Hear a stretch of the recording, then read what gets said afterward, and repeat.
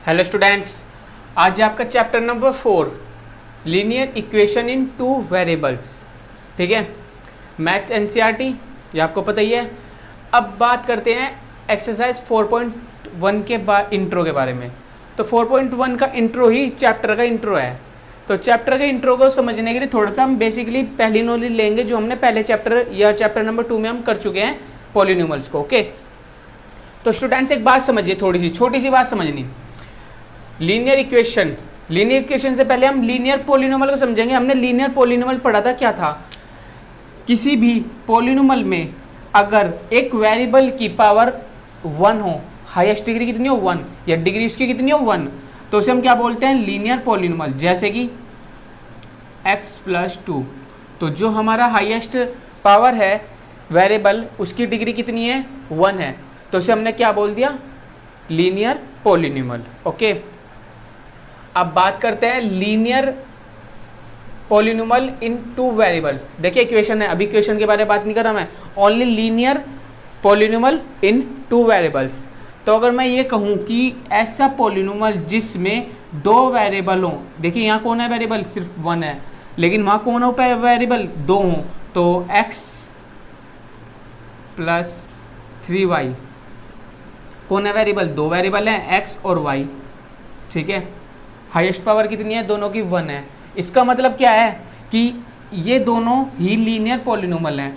अब बात अगर मैं तीसरी करूं कि ये तो हो गए लीनियर पॉलिनॉमियल, लीनियर इक्वेशन की। अगर हम किसी भी पॉलिनॉमियल के इक्वल 0 लिख देते हैं तो क्या बन जाता है? लीनियर पॉलिनॉमियल से लीनियर इक्वेशन। और ठीक है, और यहाँ भी ऐसे ही, ये क्या है? 2x+3y, यानी कि दो लीनियर पॉलिनॉमियल जो है वो दो वेरिएबल का है। अगर हम इसके इक्वल 0 लिख दूं तो क्या बन जाएगा? Linear equation in two variables. Okay, तो समझिए बात थोड़ी सी, ये लीनियर इक्वेशन, ठीक है, लीनियर इक्वेशन है विद 1 वेरिएबल, और ये लीनियर इक्वेशन है 2 वेरिएबल। ओके, तो हम बात करेंगे लीनियर इक्वेशन विद 2 वेरिएबल। अब बात करते हैं इसकी स्टैंडर्ड फॉर्म क्या होती है। देखिए, क्या आप इसे x मान लीजिए, लेट कर लीजिए x, ये x है, और ये क्या है? b, और ये क्या है? y is equal 0। यहाँ तो 0 हो गया, लेकिन अगर मैं ये बोलता कि 2x+3y इज इक्वल टू 7, तो यहाँ से देखिए ये तो आपको हो जाता है वो a, ये x, ये b, और ये y is equal to c। इसे आप क्या लेट करेंगे? c। तो इसकी स्टैंडर्ड जो फॉर्म होती है लीनियर इक्वेशन विद 2 वेरिएबल्स की, वो हमारी होती है ax+by +c is equal to 0। ठीक है, ये हमारी इक्वेशन होती है। अब मेन बात क्या आती है कि ये इक्वेशन क्या है? इसकी standard form ax+by +c is equal to 0। ठीक है, अब यहाँ से हम इन जो हमारा एग्जाम्पल नंबर 1 है, right is the following equation in the form of ax+by +c is equal to 0 and indicate the value of abc। यहाँ से हम इसकी फॉर्म की हेल्प से वे abc इंडिकेट करेंगे कि abc की वैल्यू क्या होगी। तो मेन बात क्या आती है कि जो हमारी फॉर्म होती है लीनियर इक्वेशन की, वो क्या होती है? ax+by +c is equal 0। तो सभी बच्चे ध्यान दें अच्छी तरह, हम इसका एग्जाम्पल नंबर 1 करेंगे सबसे पहले, फिर उसके बाद आगे चलेंगे। ठीक है, तो चलते हैं। एग्जाम्पल नंबर 1 क्या है तुम्हारा? एग्जाम्पल नंबर 1 का फर्स्ट पार्ट है 2x+3y।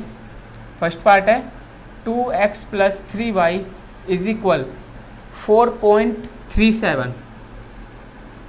ठीक है, अब सबसे फर्स्ट वर्क हमारा क्या होगा? ये किस फॉर्म में लिखेंगे? ax+by +c is equal to 0 वाली फॉर्म में लिखेंगे। तो हम लिखते हैं सबसे फर्स्ट वर्क हमारा, देखिए ये होगा 2x+3y माइनस 4.37 इज इक्वल 0। तो कंपेयरिंग कर देंगे इस इक्वेशन की इक्वेशन से। तो इक्वेशन 1 ये है और इक्वेशन 2 ये है। Comparing on equation 1 to equation 1 की इक्वेशन 2 से। ठीक है, तो a की वैल्यू आपकी आती है 2, b की वैल्यू आती है आपकी 3, और c की वैल्यू आएगी आपकी -4.37। ओके, सब बच्चे एग्री हैं इस चीज़ से?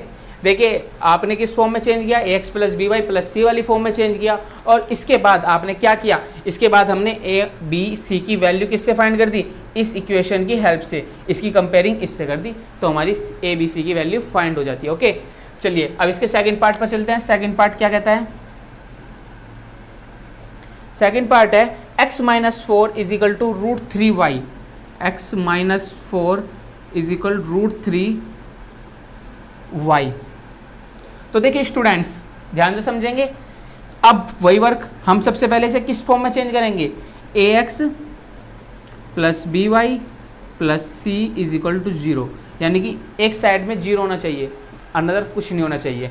तो वही वर्क हम करेंगे, ax तो x तो हमारा है ही -4 और minus root 3 y is equal क्या आ गया 0, तो सब कुछ हमारा हो गया। अब हम इसको इस फॉर्म में लिखते हैं, x minus 3 root 3 y minus 4 is equal 0। तो बेटा एक छोटी सी बात बताओ, a की वैल्यू क्या आई है यहाँ से, अगर मैं बात करूँ x अकेला है और कोई भी जो वेरिएबल होता है वो अकेला होता है, तो उसके साथ मल्टीप्लाई में कौन होता है 1, तो ये इंडिकेट करता है, अगर ये अकेला है तो a 1 को इंडिकेट कर देता है। ओके अब इसके बाद जो हमारा y है वो किसे इंडिकेट करता है, माइनस रूट 3 को, ठीक, और जो हमारा c होगा वो किसे इंडिकेट करेगा, -4 को। तो देख लीजिए आप सभी बच्चे कि a b c आपने तीनों वैल्यू फाइंड कर दी। बस सिंपल सा काम था जो आप करते जा रहे हैं। सबसे पहला काम क्या है, आपको पता होना चाहिए ax plus B Y plus C is a linear equation in 2 variables form होती है, और आप कंपेयरिंग करेंगे, कंपेयरिंग करके आंसर फाइंड कर देंगे, ए बी सी के जो वैल्यू होगी वो आप फाइंड कर सकते हैं। चलते हैं इसके थर्ड पार्ट पर। थर्ड पार्ट क्या कहता है देखते हैं।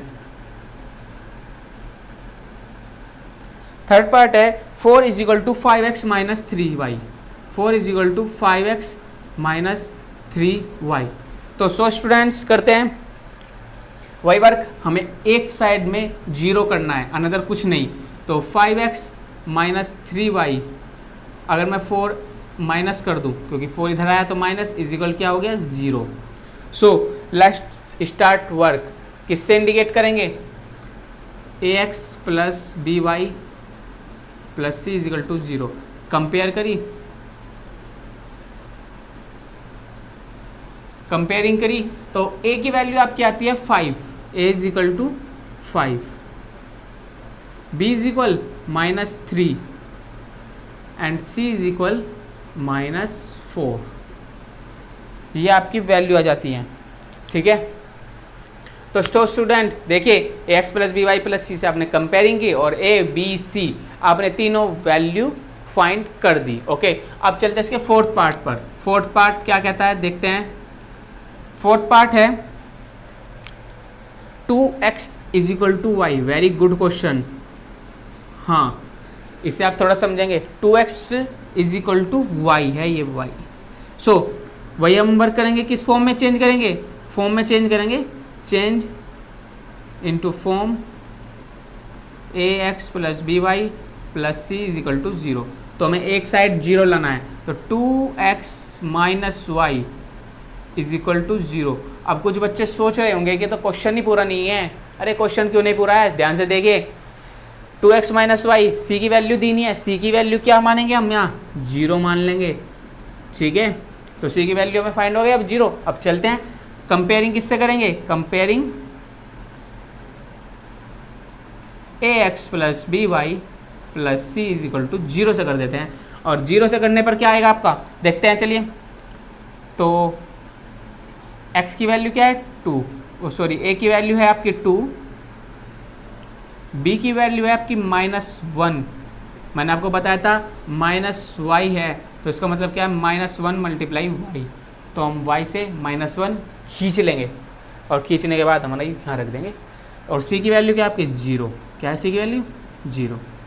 सो स्टूडेंट्स ध्यान रखिए, आपने 4 पार्ट किए हैं एग्जाम्पल 1 के, और एग्जाम्पल 1 के जो 4 पार्ट हैं उसमें क्या था, आपने सबसे पहले समझा कि लीनियर पॉलिनोमियल क्या होता है, ठीक है। उसके बाद आपने लीनियर इक्वेशन इन 2 वेरिएबल्स समझा, उसके बाद आपने को पता चला कि linear equation in two variables किस फॉर्म में होता है, A X plus B Y plus C is equal to 0 के फॉर्म में आता है।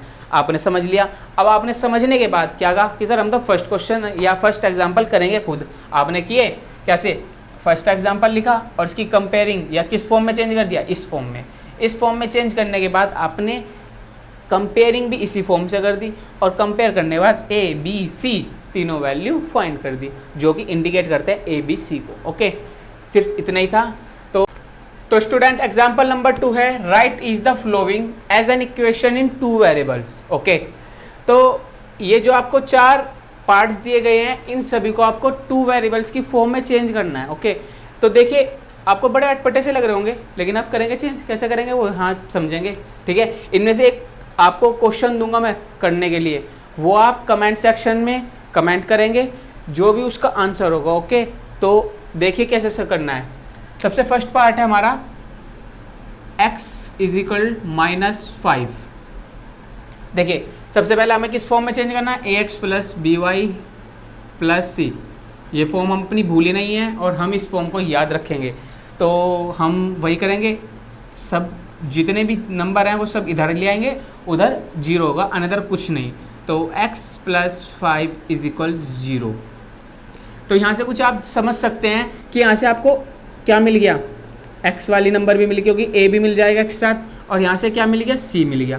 मिला क्या नहीं, आपको मिला y नहीं, और y नहीं मिला तो b भी नहीं मिला, और जब b भी नहीं मिला तो हम क्या मानेंगे उसे, 0 y। समझ गए, 0 y मान लेंगे, और 0 y है, और इधर क्या है x, और इधर क्या है 5 इज इक्वल 0। तो स्टूडेंट्स ध्यान से देखिए, ये कितने x है, 1x है।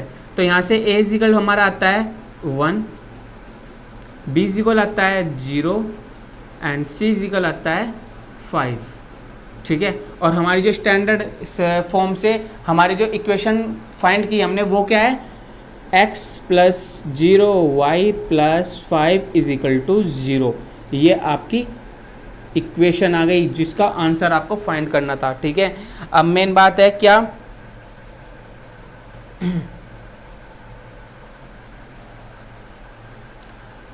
एग्जाम्पल नंबर 2 यानी इसका सेकंड पार्ट, वो है y इज इक्वल टू 2।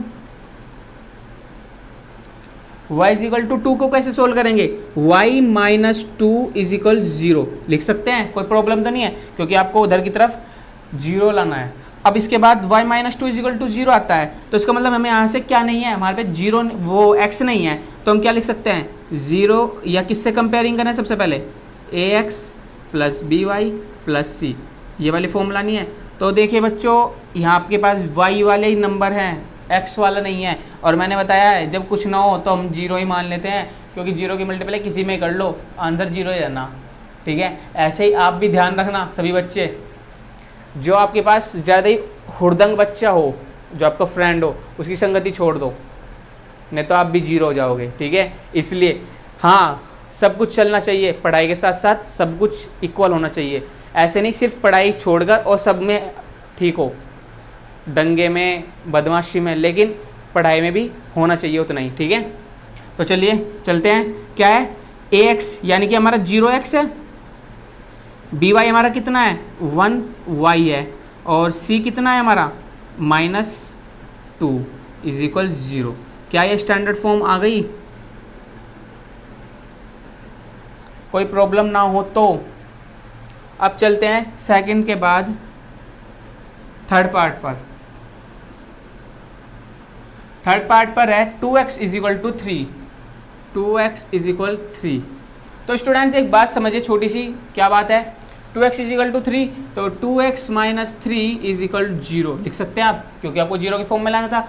आप किससे कंपेयर करेंगे, x plus B Y plus C और इज इक्वल टू 0। ये तो सर ने बताई हुई है, कर ली, कोई प्रॉब्लम नहीं है। और जब प्रॉब्लम नहीं है तो यहाँ से देखते हैं, x वाला तो नंबर है, y वाला गया फिर गायब हो गया, अभी तो फर्स्ट वाले में गायब हो गया, अब थर्ड वाले में भी गायब हो गया। चलिए तो आप क्या लिख सकते हैं, 2x प्लस 0y और -3 इज इक्वल 0।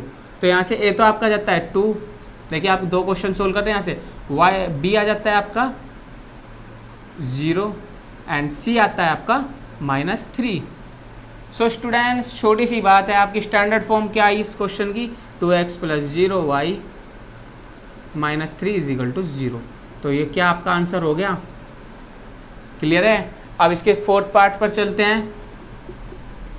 फोर्थ पार्ट है 5y = 2। अब फिर दोबारा x गायब हो गया। अब स्टूडेंट्स ये मैंने आपको समझाया हुआ है, ये खुद आप खुद करेंगे। कैसे करेंगे, 5y - 2 = 0, तो 5y - 2 = 0 हो जाएगा। यहाँ से एक कौन गायब है, x गायब है, और x गायब है तो इसका मतलब क्या है, x का जो वो कोफिशिएंट बोल सकते हैं आप उसे, वो 0 है, यानी कि a = 0। तो जो फॉर्म बनेगी वो 0x + 5y - 2 = 0 बन जाएगी। अब मेन बात ये आती है कि फोर्थ पार्ट आप सभी को सेल्फ करना है, ठीक है। और इसका जो आंसर होगा वो कमेंट सेक्शन में दे दीजिए, सभी बच्चे जो भी इस क्वेश्चन को करेगा।